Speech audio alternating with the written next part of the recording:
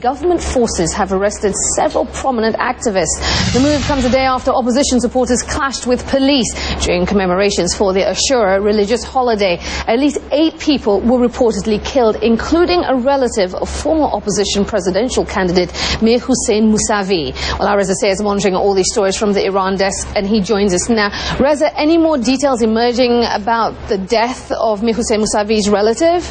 Well, the new information coming into CNN this morning, according to an opposition website, Mir Hossein Mousavi's nephew's body is missing. So look for that to add fuel to the fire of the opposition movement. But what an extraordinary weekend in Iran. This was some of the most intense protests we've seen since the disputed elections on June 12th. Based on the amazing video we've been seeing, based on witness accounts, security forces in Tehran were out en masse, out on a mission to deliver a harsh and violent crackdown, and we're going to show you some graphic video of some of the aftermath.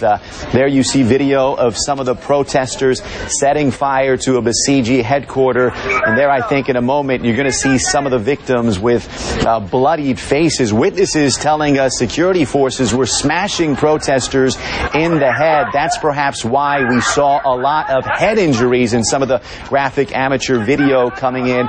There you see one of the victims with a bloody face.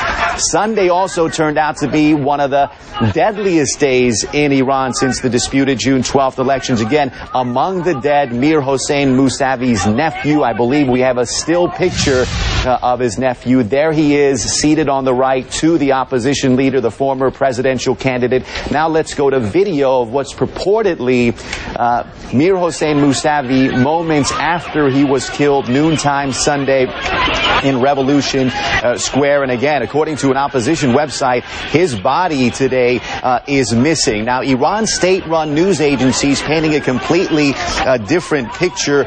They are reporting that all these killings were staged in an effort to take advantage of public sentiment. Reports citing police saying not a single gunshot was fired, Aisha. But again, when you look at this video, when you talk to witnesses, it paints a different picture. And keep in mind, all of this happening on the holy religious holiday of Ashura, a time when violence is banned. Now you have several killings.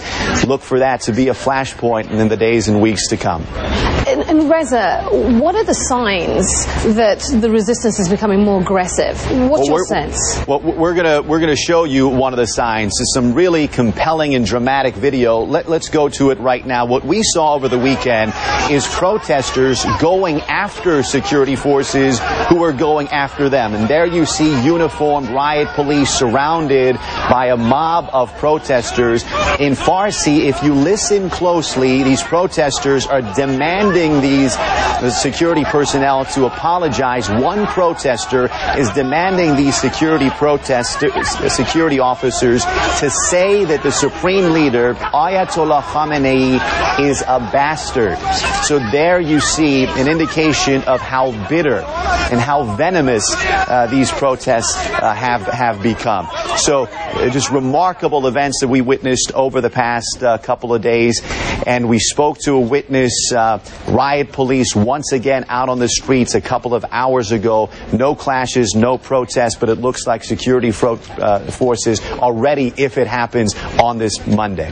Aisha? All right, Reza Sayed, monitoring all the developments on the ground in Tehran from the Iran desk. We'd like to point out for our viewers that Reza is at that position because foreign journalists aren't banned from operating in Iran, which is why we're covering the story. But we have all the bases covered for you.